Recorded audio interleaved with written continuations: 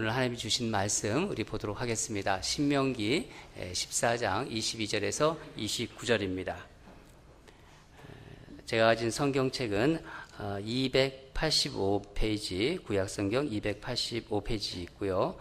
성경책 가져오신 분들은 성경으로 보시고 또 스크린 보실 분 스크린으로 보시면서 한 절씩 교독하겠습니다. 마지막 절은 함께 읽도록 하겠습니다. 너는 마땅히 매년 토지 소산의 11조를 드릴 것이며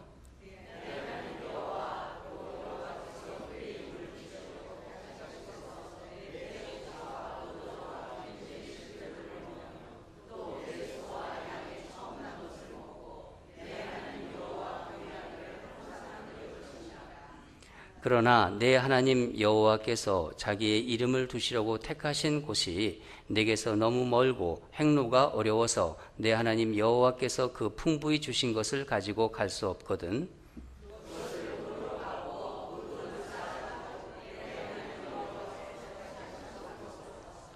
내 마음에 원하는 모든 것을 그 돈으로 사되 소나 양이나 포도주나 독주 등 내 마음에 원하는 모든 것을 구하고 거기 내 하나님 여호와 앞에서 너와 내 권속이 함께 먹고 즐거워할 것이며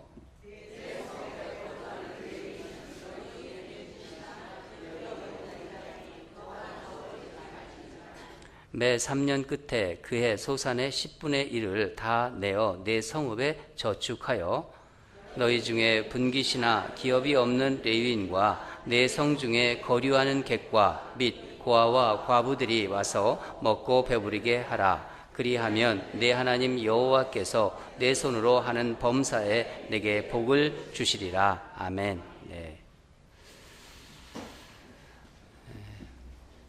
오늘 말씀은 11조에 대한 말씀입니다.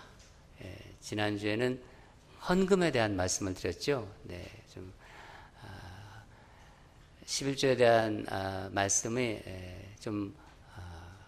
사실 설교하기 굉장히 부담스러워요. 그렇지만은 하나님이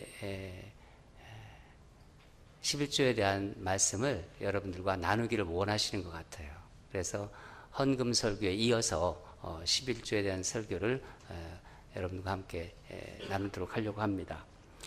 우리가 읽은 말씀은 하나님의 백성들이 어떻게 살아야 하는가를 아주 구체적으로 보여주는 말씀입니다. 오늘 읽은 말씀 앞부분을 보면은 14장 1절에서 21절까지 나온 부분인데 여기에는 음식에 대한 규례가 나옵니다.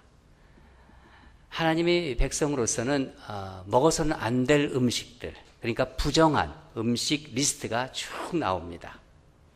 이것은 모두 이방인들과는 구별되는 거룩한 삶을 살기 위한 하나의 규례인데 우리가 읽은 본문까지 이게 이어지고 있는 거예요. 그래서 앞부분부터 쭉 같이 이어지는 오늘 11조 규례가 나오는 거죠. 예. 여러분 그런데 그렇게 생각하시는 분도 있는 것 같아요. 11조는 구약의 규례가 아닌가? 꼭 신약에 와서 우리가 지켜야 되는 것인가? 그렇게 의문을 제기하시는 분도 있으세요. 우리가 꼭 이걸 꼭 구약 규례를 지켜야 하는가? 여러분들은 어떻게 생각하세요? 지켜야 되죠? 네. 예수님께서 이미 완성하시고 폐하신 예를 들어서 할례라든가 또 율법 이 할례나 음식에 대한 이 율법을 지금 꼭 우리가 지켜야 될 필요가 있는가? 만약 그런 식으로 계속 생각을 또 우리가 한다면은 이 11조도 역시 마찬가지 아닌가 이렇게 자꾸만 생각할 수가 있습니다. 왜냐하면 이것은 이미 구약 시대 때 이미 통용되었던 때문에 이미 지난 것이고 하나님께서 우리 예수님께서 율법을 완성하신 분이기 때문에 그렇기 때문에 11조에 대해서는 조금 우리가 생각을 그렇게 긴장을 안 할 수도 있습니다. 그런데 저는 오늘 한 가지 바람은 여러분 어떻게 11조에 대해서 생각을 해왔든지 간에 오늘 설교를 통해서 여러분이 11조에 대한 바른 신학을 갖게 되기를 원합니다. 결론부터 말씀드리면은 구약에서 율례로 정했던, 율법으로 정했던 이 11조를 신약에 와서 바로 그대로 우리가 적용해야 될지, 이런 부분에 대해서 율법적으로 설명을 하면은, 결론부터 말씀드리자면은 율법적으로 볼 때는 사실 11조를 꼭 우리가 하지 않아도 되는 거예요. 그 의미로 볼 때는 11조에 대한 율법은 예수님의 십자가에서 죄와 함께 소멸이 된 거예요. 그런데 잘 들으세요. 그 11조에 대한 영적인 의미는 우리 신앙생활에서, 특히 신앙의 실천에 있어서는 아주 중요하게 남아있는 거예요. 그대로 살아있다는 것입니다. 좀 더 이해를 돕기 위해서 제가 말씀드리는데, 우리가 음식에 대한 규례를 지킬 필요는 없잖아요. 우리 뭐 여러 가지 음식 다 먹잖아요. 옛날에는 많이 안 먹으니까, 그러니까 구약시대 때는 안 먹은 음식도, 부정한 음식들이 많아서 가려 먹었습니다. 그러나 우리 몸은 하나님이 거룩하신 성전이잖아요. 우리가 음식에 대한 규례는 지킬 필요가 없지만은 우리 몸은 하나님이 우리 거하시는 성전이라는 거예요. 그렇기 때문에 거룩하게 지켜야 하는 것은 그때나 지금이나 변함이 없는 거예요. 우리가 할례하지는 않잖아요. 그렇죠? 할례하지는 않지만은 우리 삶에 하나님의 언약의 표식은 반드시 있어야 되는 거예요. 그렇잖아요. 우리가 예수를 믿고 있으니까. 그 언약의 표시가 무엇입니까? 하나님을 내가 믿는다는 그 표시. 할례 같은 건 우리 안 하지만은 우리가 하나님을 믿잖아요. 우리가 하나님이 자녀라는 표시. 우리가 바로 믿음으로 나가잖아요. 할례는 없지만은 예수님을 믿는 믿음이 중요하듯이 마찬가지라는 겁니다. 그러면 11조의 영적인 의미를 한번 우리가 찾아보겠습니다. 하나님께서는 이스라엘 백성에게 매년 토지의 소산의 11조, 그러니까 10분의 1을 드리라고 하시면서 그것으로 무엇을 하라고 지금 본문에서 말씀하고 있죠? 우리 23절을 다 같이 한번 다시 읽겠습니다. 23절 시작. 내 하나님 여호와 앞 곧 여호와께서 그의 이름을 두시려고 택하신 곳에서 내 곡식과 포도주와 기름의 11조를 먹으며 또 내 소와 양의 처음 난 것을 먹고 내 하나님 여호와 경외하기를 항상 배울 것이니라. 하나님께서 당신의 이름을 두시라고 택하신 곳 어디입니까? 하나님을 제사 드리는 것, 하나님께 제사 올리는 것, 그러니까 예배 드리는 곳이죠. 그곳에서 먹으라고 하는 거예요. 그래서 하나님을 사랑하고 하나님을 두려워하고, 그러니까 하나님을 경외하는 것을 배우라고 지금 말씀하고 있는 것입니다. 이것이 11조의 첫 번째 영적인 의미입니다.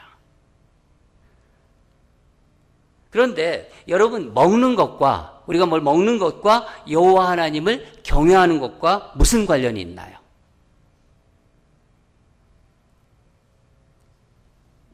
하나님을 경외하는 것에 대한 11조의 그 어떤 본질을 잘 드러낸 본문이 창세기에 나와 있습니다. 창세기 14장 20절인데 11조라는 말이 가장 먼저 나오는 말이에요. 성경에 제일 먼저 나오는 말씀이죠. 아브라함이 멜기세덱에 드린 제사장 멜기세덱에 드린 11조입니다. 우리 다 같이 14장 20절을 읽도록 하겠습니다. 시작.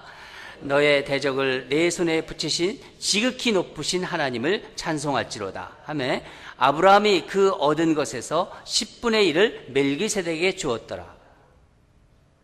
아브라함이 전쟁에서 이제 조카 롯을 구출합니다. 그래서 구출하고 많은 노획물, 또 많은 노획물을 가지고 돌아오는 중에 제사장 살렘왕 멜기세덱을 만납니다. 이 멜기세덱이 빵과 포도주를 가지고 와서 아브라함을 이제 맞이합니다. 그리고 아브라함을 축복합니다. 이때 아브라함이 노획한 재물의 10분의 1을 제사장, 하나님의 제사장인 멜기세덱에게 바칩니다. 이게 처음 11조를 드린 것입니다. 이게 무슨 의미냐면은 아브라함이 나와서 전쟁을 했잖아요.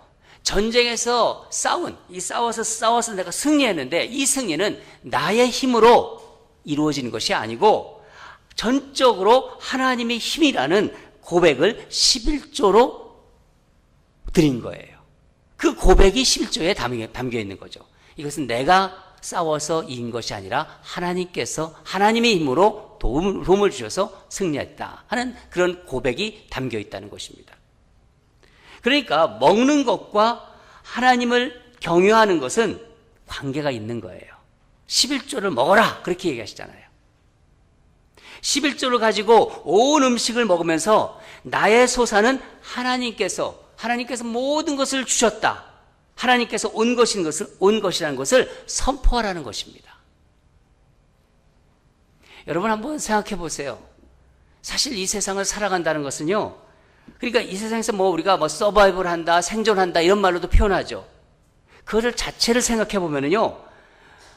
우리 하나님의 은혜가 아니면 설명할 수가 없어요. 오늘 교회에 나온 것도 내 힘으로 나왔다고 생각하지만은 사실은 하나님의 힘으로 나온 거예요.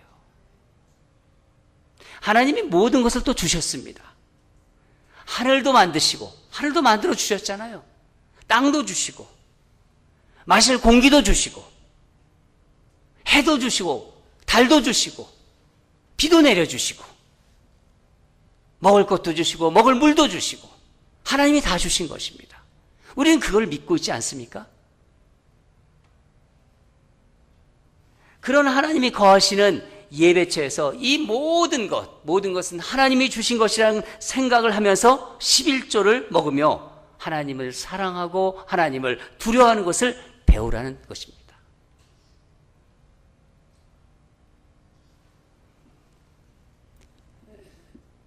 제게 아들이 둘이 있는데 이 아이들이 어렸을 때 일이었습니다. 우리 애들은 그때 한국에 가는 것을 비즈니스 트립이라고 불렀어요. 왜냐면은 우리 미국에 살고 있고 또 한국에 자주 나가지 못하고 어쩌다가 이제 나가면은 이제 친척 어른들 많이 만나지 않습니까? 많이 컸다고 그러고 네가 얼마나 이렇게 컸냐고 그러면서 예뻐하고 그러면서 뭘 주잖아요. 뭐죠? 용돈을 줍니다. 근데 그게 한 군데에서만 만나요? 여러 군데를 또 인사 다니잖아요. 그러면 용돈이 그게 쌓이면은요, 꽤 큰 돈이 돼요. 그래서 아이들이 비즈니스 출입을 가자. 그런 얘기를 해요. 그래서 큰 돈을 모아와요, 올 때는요. 그때가 큰아이가 이제 중학교 다니고 작은아이가 이제 초등학교 다닐 때였는데, 아이들이 이제 한국에 다녀와서 돈이 이제 많이 있었어요. 비즈니스 트립을 갔다 왔다고 한 거죠. 그래서, 근데 제 생일이 이제 그때가 돼가지고 애들이, 아빠, 이제 좀 자랑을 한 거죠. 아빠 생일 선물을 해주고 싶다는 거예요. 그래서 저는 기뻐서, 그래, 우리 생일 선물로 뭘 사줄래? 아빠가 얘기하래요. 그래서 제가 이제, 그때만 해도 젊었잖아요. 지금도 제가 젊죠? 일부 때도 제가 똑같이 얘기했어요. 왜냐하면 젊다는 얘기를 자꾸 듣고 싶어가지고요. 그때는 훨씬 젊었죠. 그래가지고 제가 청바지를 아주 유행에 이렇게 그때 아주 잘 나가는 청바지를 하나 사달라고 그랬어요. 큰아이한테는. 작은아이한테는 이제 애프터 로션, 그러니까 애프터 쉐브 로션, 그러니까 로션을 하나 사달라고 그랬습니다. 그래서 근처에 있는 메시 백화점에 갔는데, 큰아이는, 제게 이제 멋진 청바지를 사줬어요. 같이. 그러고 나서 마침 이제 이제 또 다른 코너로 가가지고, 애프터 쉐브 로션을 이제 그것을 이제 고르러 갔는데, 그 코너에 가서 고르고 있는데,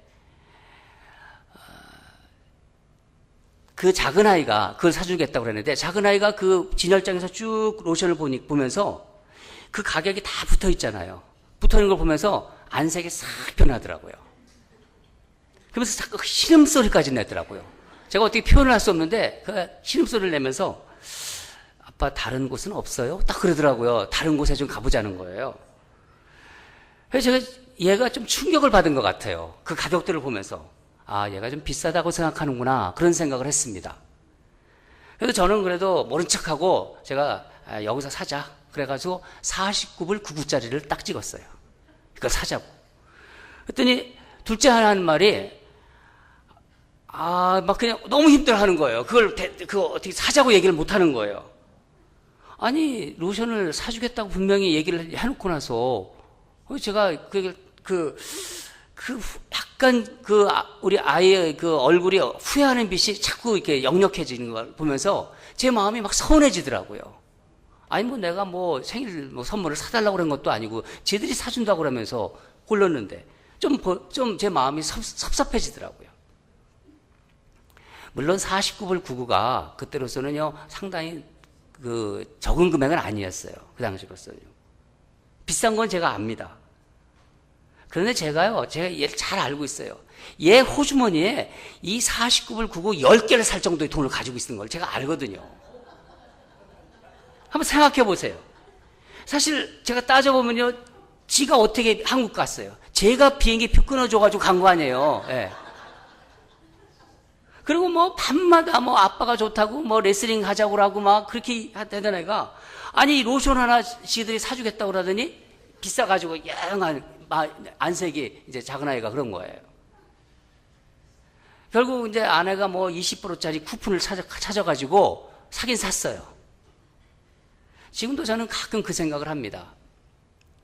선물 받을 때가 아니라 제가 하나님께 무언가를 해드릴 때, 또 정말 무언가를 좀 이렇게 하나님께 드리려고 할 때, 제가 혹시 이렇게 드리면서 머뭇거릴 때, 혹시 하나님께서 제가 느꼈던 그 서운함을 느끼지 않으실까 하는 생각을 합니다. 여러분, 11조는 내가 하나님의 자녀라는 표시예요. 하나님의 자녀인데 그 11조가 그 표시를 해준다는 거예요. 하나님은 나의 공급처라는 고백이에요. 하나님은 모든 것을 나에게 공급하신다 하는 고백이 거기에 담겨 있는 거예요. 그래서 나는 내 힘으로 이 세상을 사는 게 아니라 전적으로 하나님의 힘을 의지하면서 살아가고 있다는 고백이 거기에 담겨 있는 거예요. 11조에는. 그래서 하나님을 사랑한다는 표시입니다. 내가 하나님을 사랑한다. 하나님께 예배드리는 곳에서 11조 음식을 먹으면서 하나님을 경외하는 것을 배우는 것이 바로 이런 11조의 본질을 드러내는 것입니다. 그렇다면 구체적으로 11조를 드리는 목적이 무엇인가요? 목적. 오늘 본문 26절을 보면은 권속이라는 말이 나옵니다. 이 권속은 단순히 우리 가족만이 권속이 아니에요. 그 집안에 속한 일꾼들, 또 노예, 모든 사람들 다 포함하는 광범위한 말이 바로 권속이란 말입니다. 하나님은 11조를 가지고 하나님 앞에서 이들과 함께 먹고 마시고 즐거워하라는 거예요. 11조를 가지고. 거기에서 그치는 것이 아니라 우리 27절에서 29절까지를 한번 먼저 읽어보도록 하겠습니다. 우리 다 같이 27절부터 읽겠습니다. 시작. 내 성읍에 거주하는 레위인은 너희 중에 분깃이나 기업이 없는 자이니 또한 저버리지 말지니라. 매 3년 끝에 그의 소산의 10분의 1을 다 내어 내 성읍에 저축하며 너희 중에 분깃이나 기업이 없는 레위인과 내 성중에 거류하는 객과 및 고아와 과부들이 와서 먹고 배부르게 하라. 그리하면 내 하나님 여호와께서 내 손으로 하는 범사에 내게 복을 주시리라. 여러분, 우리가 이 세상 사면서 우리가 일을 하면서 벌잖아요. 그래서 소득이 있죠. 소득이라고 하죠. 이 버는 소득에는 내가 나 자신을 위해서 쓸 것과 다른 사람을 위해 쓸 것이 포함되어 있는 거예요. 하나님께서는 일할 수 없는 사람, 일해도 여전히 가난한 사람, 배고프고 삶이 고달픈 사람들도 살아갈 수 있도록 여러분의 소득, 우리의 소득에 그들의 몫을 남겨놓은 거예요. 더한 거예요, 그들의 몫을. 더욱이 그들에게 물질만 주라고 하는 것이 아니라 함께 먹으라는 거예요. 그렇게 명령하셨습니다. 하나님은 명령하신 거예요. 그들과 함께 교제하라는 거예요. 그들을 권속으로 받아들여서 같이 교제하고 돌보라는 거예요. 그러니까 어떤 말이냐? 이 이웃사랑의 실천, 이것이 11조의 두 번째 영적인 의미입니다. 그리고 목적이에요. 11조를 하면서 우리는 그런 마음을 가지고 있어야 돼요. 가난하고 힘들게 사는 사람들, 그 사람들을 위해서 우리가 함께 먹고 함께 구제하고, 그런 마음이 11조에는 담겨 있다는 것입니다. 예수님은 우리 신약에 와서 우리 지금 구약을 쭉 살펴봤는데 신약으로 넘어옵시다. 예수님 마태복음에서 잘못된 자세로 11조를 하는 서기관들과 바리새인들을 나무라셨습니다. 다 같이 마태복음 23장 23절을 읽겠습니다. 시작. 화 있을진저 외식하는 서기관들과 바리새인들이여, 너희가 박하와 회향과 근처의 11조는 들이되 율법에 더한 바 정의와 긍휼과 믿음은 버렸도다. 그러나 이것도 행하고 저것도 버리지 말아야 할지니라. 너희들 어떻게 최소의 11조까지는 그런 거 챙겨가지고 드리면서 가난하고 힘들고 이런 사람들은 돌보지 않느냐. 예수님은 11조를 그렇게 한다면은 너의 그 긍휼한 마음, 정의로운 거, 믿음 모두 다 중요하다고 지금 말씀하고 계신 것입니다. 서신서의 11조의 내용을 보면은요, 11조라는 단어가 사라집니다. 서신서에는 11조라는 말이 안 나와요. 그 대신 무슨 말이 나오면 연보라는 말이 나옵니다. 연보는 무슨 뜻인지 아시죠? 내어 놓아서 남을 돕는다. 그러니까 다른 사람을 돕는다는 뜻이 강하게 배어 있는 말이 연보입니다. 11조란 말이 사라지고 없어지고 대신 연보가 생긴 것인지, 큰 의미의 연보 속에, 연보라는 말 속에 11조란 그 말이, 의미가 포함되어 있는지는 정확히 알 수가 없어요. 다만 초대교회 때 교부들이 11조에 대해 가르친 기록들은 많이 있습니다. 사도 바울은 고린도 후서에서 연보에 대해서 이렇게 말했습니다. 제가 읽어드리겠습니다. 고린도 후서 9장 7절인데 한번 같이 읽죠. 그러면 시작. 각각 그 마음에 정한 대로 할 것이요 인색함으로나 억지로 하지 말지니 하나님은 즐겨내는 자를 사랑하시니라. 이 말씀은 연보의 일종의 가이드라인을 주고 있는 거예요. 초대교회 교부들도 11조를 꼭 해야 한다는 의무를 강조하기보다는 11조를 어떻게 해야 할지, 또 11조에 대한 그 마음과 자세, 그 태도를 강조하고 있습니다. 저는 11조는 10계명과 같은 계명은 아니라고 생각합니다. 하지만 11조는 하나님을 사랑하고 이웃을 사랑하라는 계명의 실천이에요. 하나님을 경외하는 삶, 그리고 이웃을 사랑하는 삶, 특별히 가난하고 힘들게 살고 정말 소득이 없어서 그런 주변 사람들, 그런 사람들을 생각하면서 나누고 또 돌보고 실천하는 그런 삶을 살으라는 하나님의 명령이라는 것입니다. 그런 삶이 복된 삶인 거예요. 그게 바로 그리스도인이 추구하는, 그리스도인이 살아가는 삶의 방법인 것입니다.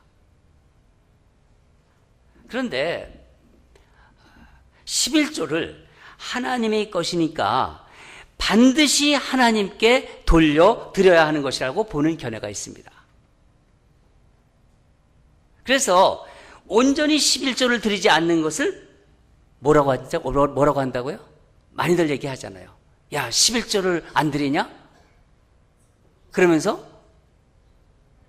하나님 것을 도적질한다고 그렇게 얘기하는 분도 있습니다.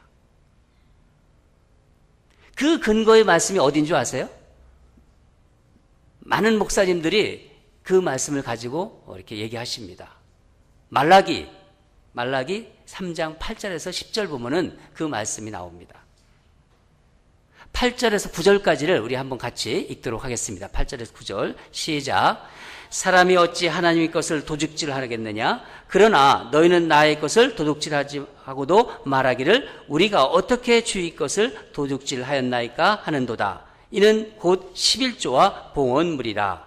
너희 곧 온 나라가 나의 것을 도둑질하였으므로 너희가 저주를 받았느니라. 그래서 물질의 복을 받기 위해서는 반드시 11조를 해야 하며 11조를 제대로 하지 않으면 하나님의 저주를 받는다는 생각까지 합니다. 여러분, 근데 이 말씀에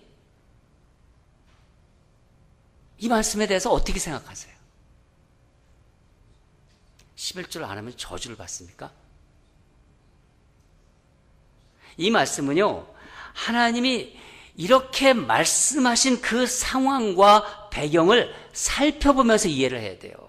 그냥 말씀만 딱 떼가지고 그 말씀만 가지고 너 11조 안 하면 너 저주받는데 이렇게 얘기할 수 없는 거예요.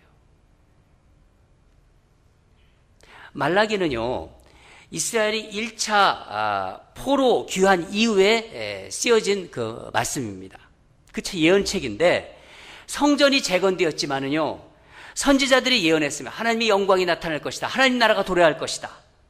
그런데 여전히 백성들의 삶은요, 아주 절망적이었어요. 회의적이고 그리고 영적인 나태함이 극심한 시대였습니다. 특히 제사장들의 부패가 극심했고 백성들은 그저 형식적인 제사를 드렸어요. 그냥 교회에 요즘 같으면 교회에 와서 그냥 형식적인 예배만 드리고 아무런 거기에 능력이 나타나지 않고, 그때 하나님께서 아예 뭐라고 말씀하셨냐면은 너희들 성전문을 닫아버려라, 그렇게 말씀하셨어요. 닫는 것이 낫겠다. 또한 이 지도자들은요, 가난한 사람들을 착취하고 약한 자들을 짓밟으면서 죄가 죄인지도 모르는 시대였어요. 여러분 한번 생각해 보세요. 그러니 이 시대에 11조가 어떻겠습니까? 11조가 하나님을 사랑하고 하나님을 두려워하면서 그런 11조를 드렸을까요? 하나님을 경외하면서. 또 11조가 바쳐졌던 늘 율법대로 레위인과 과부와 고아와 나그네를 섬기는데 과연 그것이 11조가 쓰여졌을까요? 그러니까 이 말씀은요, 제사도 그냥 형식적이고 도덕도 땅에 떨어지고 신앙이 총체적으로 타락한 지도자와 백성을 향한 하나님의 질책이에요. 이것을 단지 물질적인 것으로만 해석하는 것은요, 신명기의 11조의 의미를 제대로 해석하지 못한 것입니다. 잘못 이해한 것입니다. 그 말만 가지고, 그 말씀만 가지고 11조를 안 하면은 저주받는 건다. 하나님이 그것을 도적질하였다. 그 상황과 배경을 총체적으로 이해하면서 이 말씀을 받아들여야 되는 거예요. 그러나 여러분, 하나님을 모르는 사람, 하나님을 믿지 않는 사람들, 세상 사람들은요, 사실 하나님의 은혜를 도둑질하고 있는 것은 맞는 거예요. 그들은요, 하나님께서 창조하신 이 세상 모르잖아요. 당연히 자기들이 누리는 거라고 생각해요. 공기도 자기도 누리는 걸로, 하늘도 그렇고 모든 것이 그냥 당연한 거라고 생각해요. 그렇게 당연한 것으로 생각하지 하나님께 감사드리지 않습니까? 감사드리지 않잖아요. 우리는 다르지만 하나님 것을 도적질하고 있는 거죠. 마치 우리 아이들이 한국 가기 위해서 제가 비행기도 표도 사주고 그런 삭스를 지불하는 거를 절하는 것을 모르고, 모르는 것처럼 그렇게 얘기하는 것처럼. 그러나 여러분, 우리는 하나님의 은혜를 아는 사람이에요. 저와 여러분은 늘 하나님의 은혜를 아는 사람들이죠. 그렇죠? 우리가 가진 모든 것은 하나님의 것이에요. 우리는 살면서 예수님을 알고 나부터는 그런 어떤 우리에게 그런 마음이 있어요. 아, 내게 주신 것은 다 하나님이 주신 것이다. 사실 세상에 존재하는 모든 것은요, 하나님의 것입니다. 인간, 우리도 그렇잖아요. 그냥 우리 인간은요, 하나님의 것을 잠시 빌려서 이 세상 살다가, 그것을 빌려서 살다가 사용하다가 하나님이 부르시면 가는 거예요. 그게 인간이지 아니에요. 내가 그거를 끝까지 저 하늘나라까지 가지고 갈 수 있어요? 못하잖아요. 아무리. 그냥 하나님이 주신 거 사용하다가 하나님이 부르시면 그때 가는 것이 인간입니다. 바로 이런 감사, 그래서 하나님께 감사드린 거예요. 나에게 주신 것, 나를 살리고, 하나님께서 모든 것을 해주시고도 인도하신 그 하나님. 바로 이런 감사의 고백이 바로 11조라는 거예요. 그런데 제가 보면은 우리 교회에서도 그런 얘기가 들렸었고요. 다른 교회도 많이 있습니다. 교회 성도들을 보면은 11조 때문에 시험 받는 분들이 있는데, 여러분, 이 11조가 우리에게 시험이 돼서는 안 돼요. 저는 여러분 다 11조 제대로 잘 하고 계시죠? 시험 받으려나요 지금요?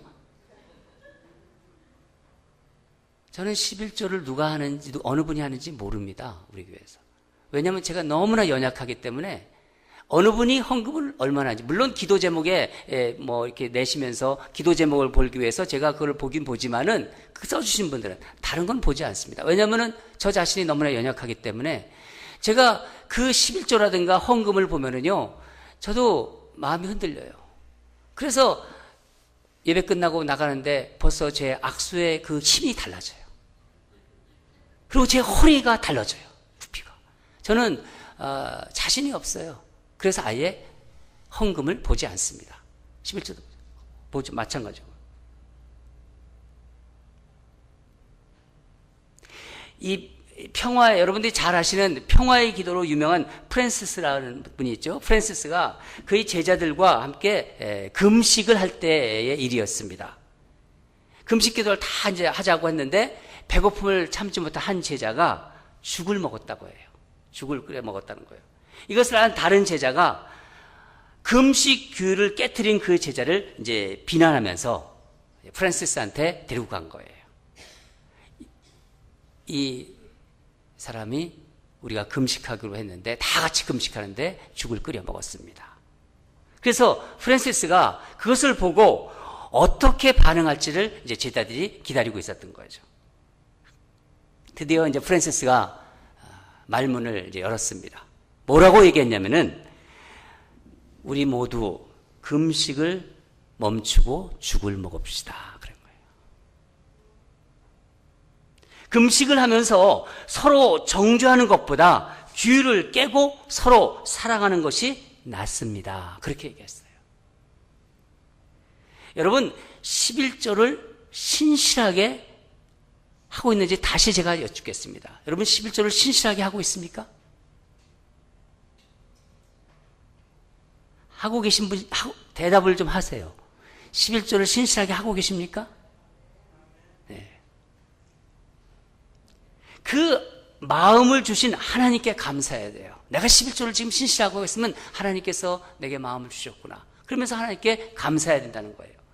그것은 하나님의 은혜예요. 11조.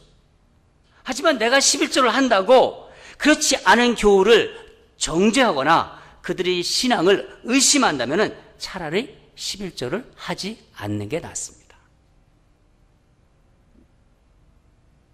만일 우리 큰아들이 저에게 청바지를 사준 큰아들이 그 큰아들이 로션 값을 보면서 주저하고 있는, 머뭇거리고 있는 동생을 비난하고 정죄한다고 한번 생각해 보세요.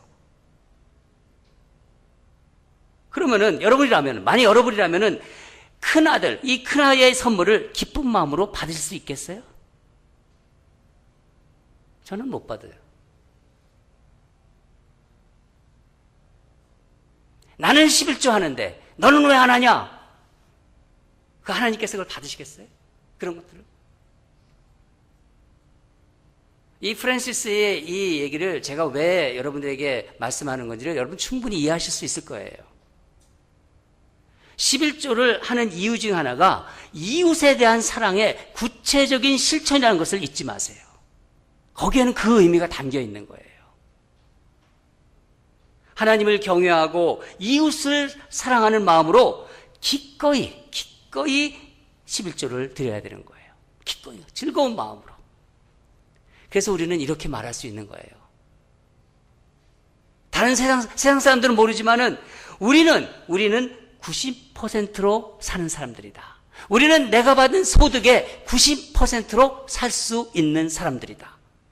90%의 그 소득으로 풍요롭게 살 수 있는 사람들이 그리스도인이라는 거예요. 여러분 믿으세요? 여러분 이 말씀 붙잡으셔야 돼요.